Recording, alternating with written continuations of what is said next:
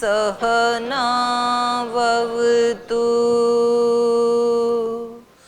सहनौ भुनक्तु सह वीर्यं करवावहै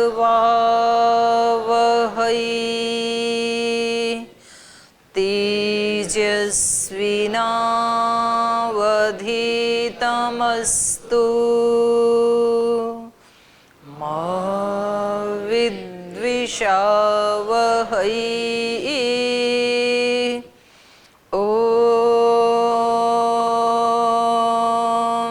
शांति शांति शांति।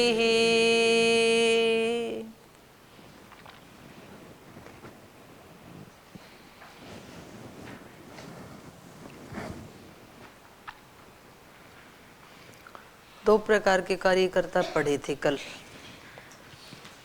सात्विक राजसिक। सात्विक कार्यकर्ता कौन होता है? सात्विक कर्ता कौन है?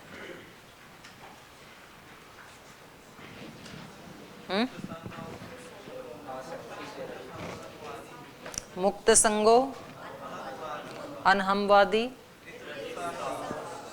धृत्युत्साह समन्वित, सिद्धि असिद्ध निर्विकार। और राजसिक कौन है?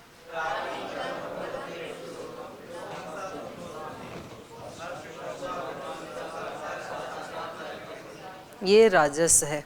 रागी कर्म फल प्रेप्सु लुब्धो हिंसात्मको अशुचि ही हर्ष शोकान्वितः। ये राजसकर्ता परिकीर्तितः। तो आप कौन से वाले हैं, सात्विक के राजसिक? राजसिक ना, मिक्स कुछ नहीं होता है।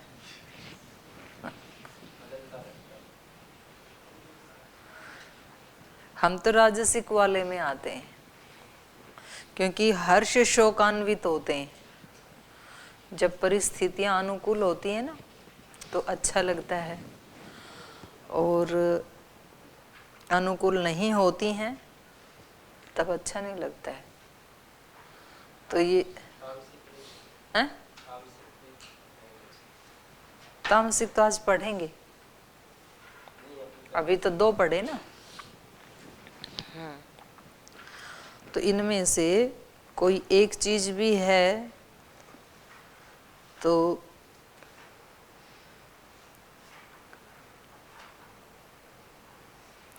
अभी जो है ना चीजें, मुक्त संग, अनहमवादी, तो ऊपर वाली तो चीजें जो है ना कहीं हैं तो भी कोई छोटी मोटी भले ही हो, नहीं तो ऊपर वाली कैटेगरी तो गई। तो बहुत ऊंची स्थिति है ये, मुक्त संग होना कोई छोटी बात थोड़ी है। बहुत ऊंचे जो योगी हैं वो मुक्त संग हो पाते हैं। लेकिन वो ऊंचे योगी कौन? ऊंचे योगी उसको नहीं कहेंगे जिन्होंने वर्षों 10-15 साल साधना कर ली तो उसको हम ऊंचा योगी मानेंगे ना। कभी कभी लोग 20-30-50 साल तक साधना करके भी मुक्त संग नहीं हो पाते, और कभी तो एक क्षण में भी हो जाता है व्यक्ति। जब आँख खुल जाए ना, आँख खुली तो सवेरा।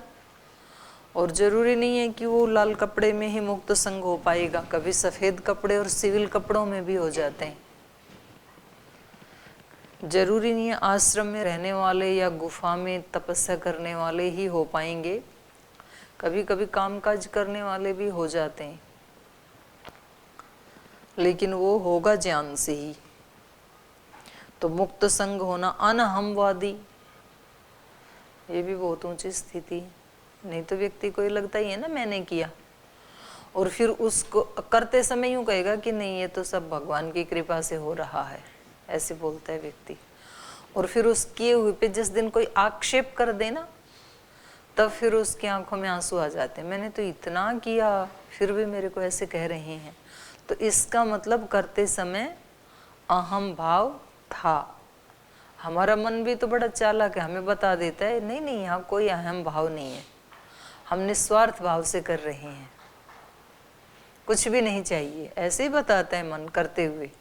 और हम इसकी बात मान लेते हैं कि हाँ मैं तो अनहमवादी ही हूँ और ये तो मैं सब कामों को सेवा समझ के, साधना समझ के कर रहा हूँ।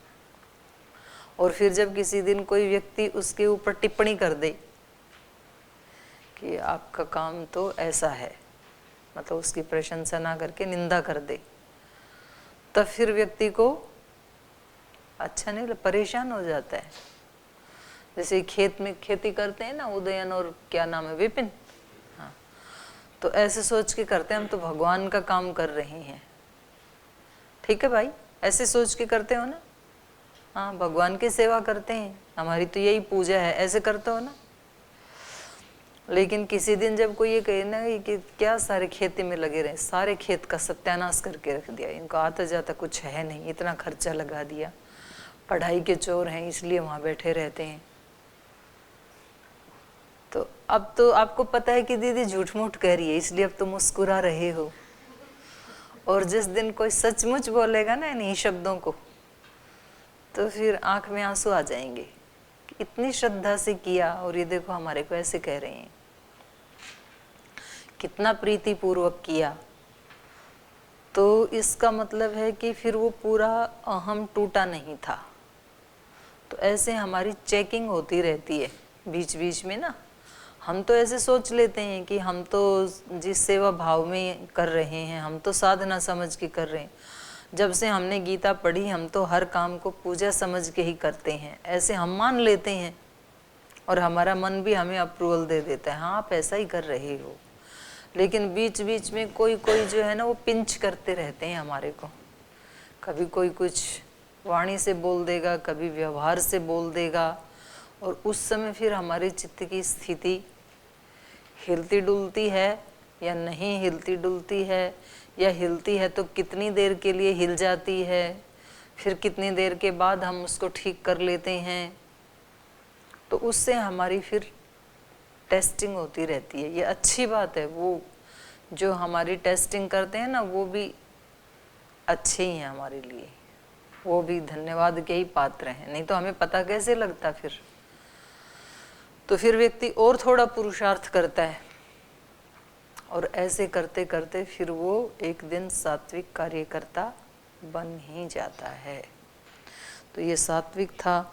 और कभी भी वो धैर्य और उत्साह को नहीं छोड़ता है, नहीं तो थोड़ी कोई निंदा करते ही सबसे पहले धैर्य टूटता है, उत्साह टूटता है, बोलते हिम्मत ही नहीं रही, घुटने टूट गई, उन्होंने बातें ऐसी कह दी, बहुत उत्साह से इस सेवा में लगे थे हम, लेकिन उन्होंने जो अपमान किया और उन्होंने जो आरोप लगाए ना, दिल टूट गया, उसके बाद घुटने टूट गए, उसके बाद हिम्मत ही नहीं हो रही है करने की, टूट जाते हैं व्यक्ति। संगठन में सेवा करते हैं, अपने पास से खूब खर्चा लगाते हैं, टाइम लगाते हैं और लगता है कि अब तो अपने ज़िले को और प्रांत को नंबर 1 बनाएंगे, ऐसे सोच के कर रहे होते हैं। और फिर जो काम नहीं कर रहे होते हैं वो लोग उनकी शिकायत लगा देते हैं ऊपर। फिर उनसे पूछा जाता है कि आपकी शिकायत आई, आपने ऐसे किया क्या? बोले हैं मेरे बारे में ऐसी शिकायत। और फिर थोड़े दिन के बाद वो कहता है जी वो सुन सुन के ना बस अब तो हिम्मत ही टूट गई। तो ये सात्विक कार्यकर्ता कैसे रहता है? धृति उत्साह समन्वित, धैर्य को नहीं टूटने देता है, उत्साह को नहीं टूटने देता है। तो आप सोचो कितनी ताकत चाहिए, मतलब 100 किलो वजन उठाने के लिए भी बहुत ताकत चाहिए, 1 क्विंटल वजन उठाने के लिए, लेकिन उससे हजारों गुना ज़्यादा ताकत चाहिए इसके लिए, धृति उत्साह को बनाए रखने के लिए। जब कोई उसको तोड़ने की कोशिश करे उस समय व्यक्ति टूटे नहीं, उसका धैर्य छूटे नहीं, उत्साह कम ना हो, बड़ी ताकत चाहिए इसके लिए। और ये कमाई जाती है ताकत, सबकी अपनी अपनी है, और ये कमाई एक एक पल में अर्जित की जाती है। एक एक पल जीवन का लगाना पड़ता है उसके लिए, एक एक पल जागरूक होना पड़ता है, एक एक कदम संभल संभल के चलना पड़ता है। नहीं तो व्यक्ति वाणी से तो गा लेता है, जोगी जोग जुगत से करना, निर्भय चारों कोट विचरना। नहीं, क्या है वो, संभल संभल पग धरना। संभल संभल पग धरने का यही अभिप्राय है।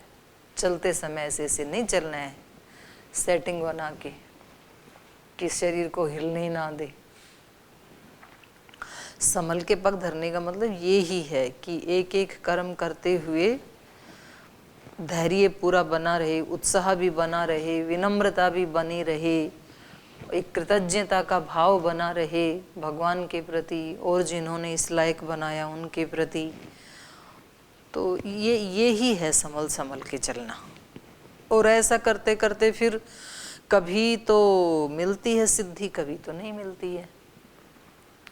कभी लोग उसके बारे में हमें अच्छा मानते हैं, कभी नहीं मानते हैं।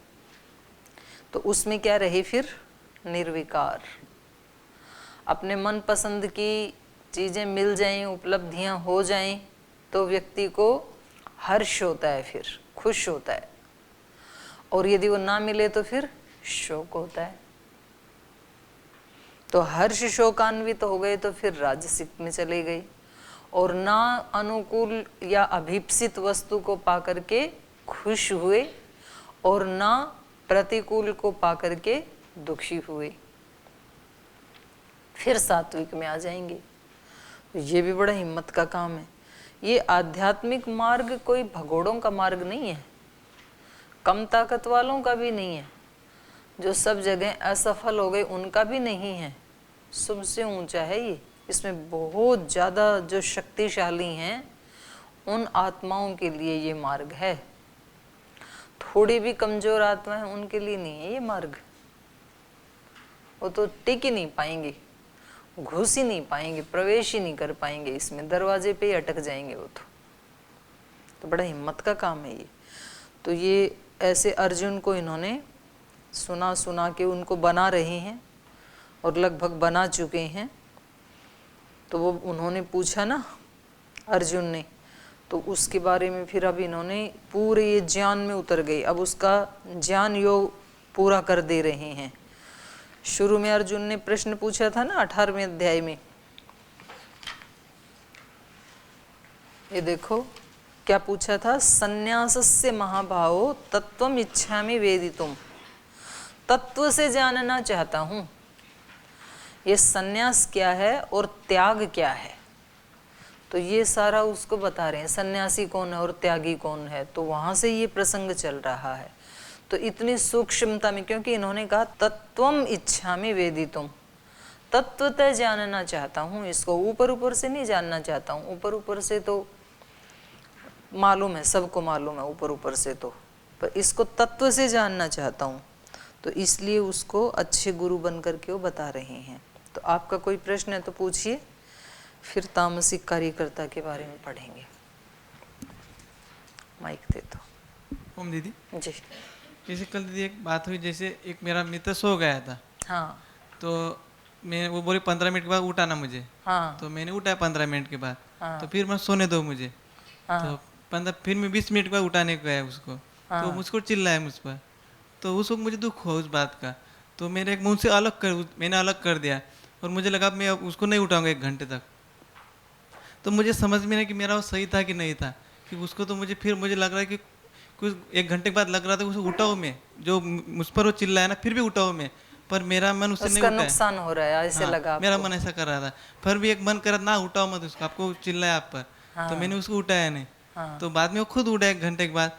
तो मुझे अलग फीलिंग हो रहा था उस वक्त। नहीं, फिर उठ के उन्होंने ये नहीं कहा कि मेरे को क्यों नहीं उठाया? तो मुझे नाराज हो गए उस वक्त। हैं? नाराज हो गए। आप नाराज हो गए? नहीं, वो नाराज हो गए। वही नाराज हो गए कि मतलब मेरे को एक बार भी डिस्टर्ब क्यों किया? नहीं, कि बाद में फिर क्यों नहीं उठाया? अच्छा, क्यों नहीं उठाया, इससे नाराज हो गया? क्या आपको बोला था जगा देना, और जगाया तो बोले क्या आपको आफत आ रही है, सोने क्यों नहीं देते हो? और फिर नहीं उठाया तो बोले उठाया क्यों नहीं? तो क्या करोगे, ऐसे साथी मिलेंगे तब कौन से कार्यकर्ता बनोगे? ऐसा लग रहा है कि उस वक्त मेरा सही था डिसीजन बात का कि नहीं था, कि मैंने उठाना चाहिए था फिर भी उसको। उठाना तो चाहिए था, पर ना ही उठे तो कैसे उठाओगे आप? कोई किसी को ठीक नहीं कर सकता है, ये ही भ्रम होता है व्यक्ति को ना। हाँ भाई, जोर से बोलो, थोड़ा सुन ले आपका पीछे वालों। कौन बोल रहा था? कौन है? नहीं, पीछे वाले कौन बोल रहे थे? दुर्गेश जी, कौन बोल रहा था? नहीं, आपके बीच किसी ने कुछ बोला तो आप लोग हंस रहे थे। सुन लेते हैं, बोलो ना आपका।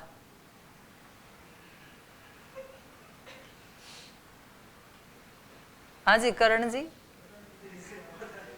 तो बता दो, जोर से आवाज कर दो ना। तो पूछने के लिए तो पूछ ही रहे हैं, इसमें कौन सी बात?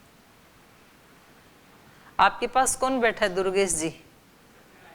हाँ, शक्ति नारायण जी कुछ बोल रहे हैं। शक्ति नारायण जी बोलो, क्या कह रहे हो? हैं? क्या करोगे इनके केस में? आप बताओ, आपसे पूछते हैं। या आप ही सो रहे थे? सोने वाले आप ही तो नहीं थे?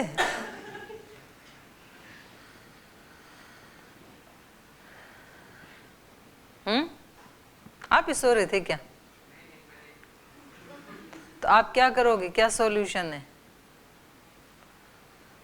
पहले बोले जगा देना, जगाए तो बोले कि सोने दो, सोने दिया तो फिर बोले कि क्यों नहीं जगाया। तो अगले वाला कंफ्यूज हो गया कि अब इसको क्या करूं, जगाऊं कि सोने दूं, मुझे ही समझ में नहीं आ रहा। क्या नहीं है? साथ तो फिर कहाँ जाएंगे?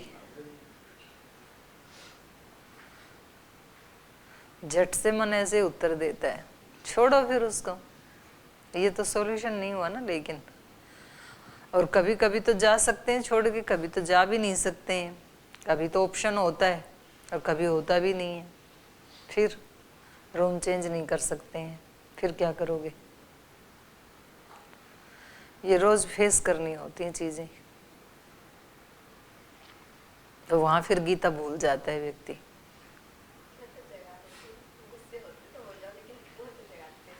हाँ, ये तो बोले मैं तो उसका उद्धार करके ही मानती। वो किसी टीचर ने कक्षा में एक दिन बताया बच्चों को कि बच्चों थोड़ी बहुत सेवा किया करो रोजाना। बोले मैम क्या कर सकते हैं? बोले जैसे आप रोड पे जाते हो, कोई बुजुर्ग हो, उसको रोड क्रॉस करवाना हो तो हाथ पकड़ के करवा दिया करो। और तोते थे आपके जैसे, पढ़ लिया मैम से। फिर गई छुट्टी हुई तब तो कोई एक बुढ़िया थी वहां पे। बोले माता जी आपको उधर? बोले हाँ बेटा उधर जाना है मेरे को। बोले चलो हम आपको रोड क्रॉस करवा देते हैं। तो उसको रोड क्रॉस करवा दिया। बड़ी खुश हुई वो, उसने बड़े आशीर्वाद दिए, बेटा जीते रहो, बड़े अच्छे घर के हो, किसी अच्छे माँ बाप की संतान हो। उनको लगा मैम ने तो बड़ा अच्छा काम बताया, तो कितने आशीर्वाद दिए माता जी ने। फिर उधर देखा एक और बुढ़िया खड़ी है। फिर वापस आई, बोल माता जी आपको उधर जाना है ना? बोले नहीं बेटा मैं तो इधर से ही चली जाऊंगी, मेरा रास्ता इधर ही। बोले नहीं नहीं आपको उधर छोड़ के आते हैं हम। तो नहीं बेटा मेरे को इधर ही जाना है, उधर नहीं जाना मेरे को। उसने मतलब 5-7 बार मना किया। फिर बोले ये नहीं मानेगी रे, पकड़ो। उसका हाथ पकड़ के और जबरदस्ती, अरे मेरे को नहीं जाना। वो चिल्लाई जा रही बेटा मेरे उधर जाना है। बोले नहीं मैम ने बोला है रोड क्रॉस करवाना है। उसको छोड़ाई, फिर इधर आए। फिर कोई एक थोड़ी अधेड़ उम्र की बहन खड़ी थी, उसको भी जबरदस्ती पकड़ के, मतलब 5 जने थे, 5 बुढ़ियाओं को, बुढ़िया भी नहीं थी, जबरदस्ती उधर ले गई वो। अगले दिन टीचर ने पूछा कि कल आपको बताया था कोई सेवा की आपने? तो सबने हाथ उठाए ऊंचे ऊंचे आपकी तरह से। हाँ बताओ आपने क्या सेवा की? बोल जी एक बुढ़िया को ना हमने रोड क्रॉस करवाया। तो दूसरे से भी पूछा, रोड क्रॉस करवाया। तीसरे तुम्हें इतनी बुढ़िया मिल कहाँ गई? तो बोले जी वो जा ही नहीं रही थी, हमने जबरदस्ती पकड़ पकड़ के उनको करवाया। तो देव साधना बोलेगी वो चिल्लाए ची कुछ भी हो, मैं तो उसको जगा ही देती, भले ही वो उठ के फिर झगड़ा ही करे। हाँ, फिर चाहे लाठी चले, तो दोनों एक दूसरे का सिर खोल देंगे। फिर और एक लंबा झगड़ा होगा। वो बोले मेरे को जगाया क्यों, सोना मेरा राइट है। बोले आपने क्यों बोला था मेरे को जगाना, मैं जगाऊंगी आपको। फिर वो मुकदमा पहुंचेगा। ऐसे ही होता है। तो कुछ उसके जैसे होते हैं, जगाएं कि ना जगाएं, पता नहीं मेरे को पुण्य मिलेगा कि पाप, मैंने ठीक किया कि गलत। अब वो आराम से खर्राटे ले रहा है, वो टेंशन ले रहा है कि मैं क्या करूं, अपनी पढ़ाई छूट रही है। कुछ ऐसे मिलेंगे, बोले एक बार बोला क्यों था जगाना है, अब सोने नहीं दूंगी, मतलब नहीं दूंगी। और कोई तीसरा भी है तो बता दो, दो तो आ गई आपके बीच से उदाहरण। और भी कोई है, कोई सॉल्यूशन किसी के पास, क्या करते? हाँ बताओ। नहीं नहीं, अपना अपना बताना है, दूसरे का नहीं बताना। और कोई है समाधान? क्या करते हैं नचिकेता जी? हाँ हाँ हाँ, तो वो अब की बार सोए तो आप उसको कैसे प्यार से जगाओगे? ट्रेनिंग दे दो जरा। किसको? उसी को हैं?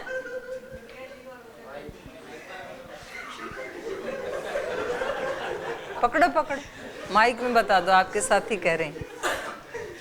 किसको जगाया? उसी व्यक्ति को जगाया। दुर्गा जी और उदयन जी सो रहे थे। दुर्गा जी और दुर्गा जी और उदयन जी।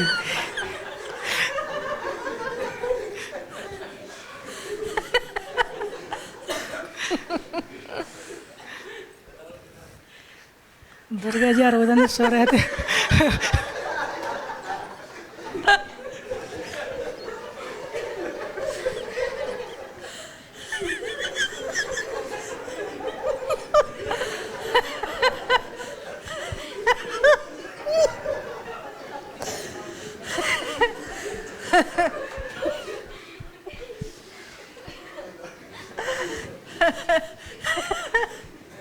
हे भगवान, ये कौन है?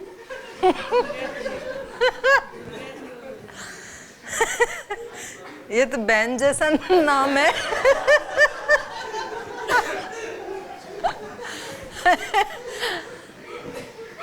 ये कौन है भाई?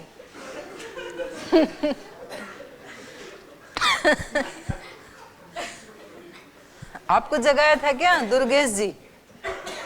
आपको जगाया था? उसका नाम दुर्गेश है, दुर्गा नहीं है। और किसको जगाया? दुर्गा जी और उदयन जी सोए थे।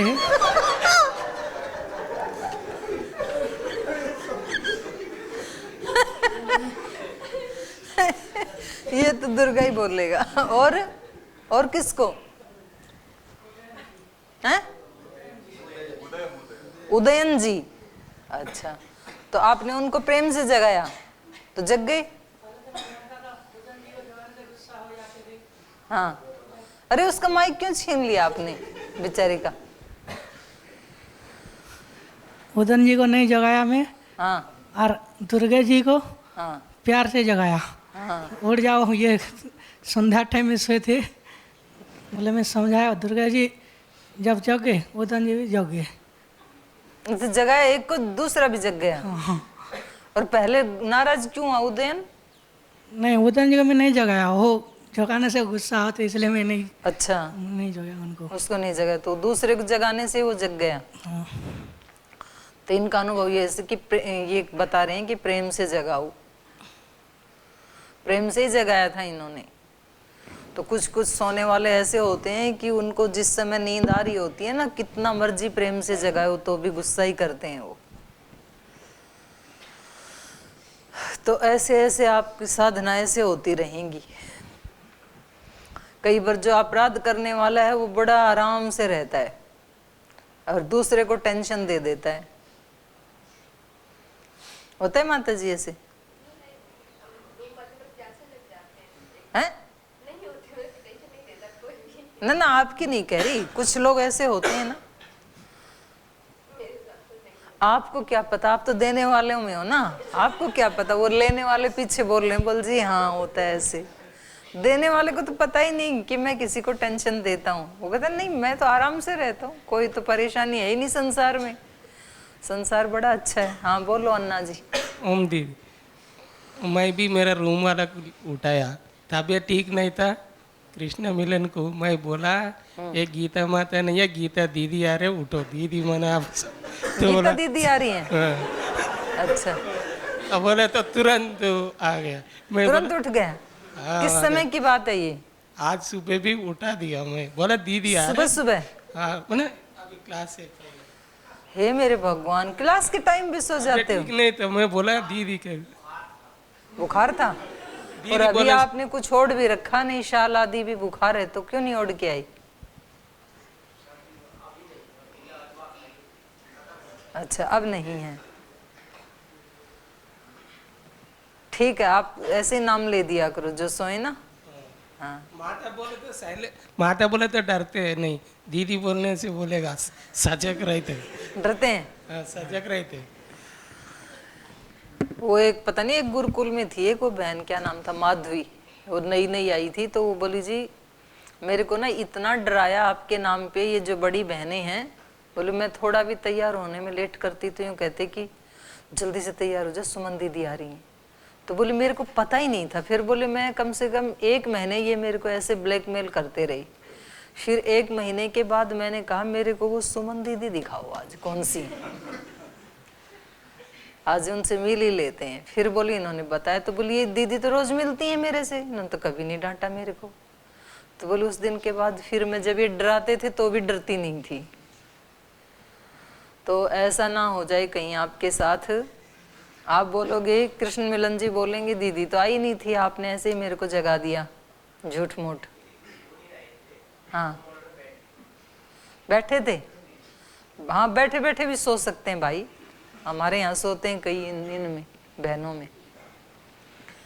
ये शाम को संध्या होती है ना यज्ञ के बाद, तो कई आराम से ऐसे बैठे बैठे ही सो जाते हैं। फिर मैंने कहा तुम गिरते नहीं हो? बोले ना, आराम से सो लेते हैं।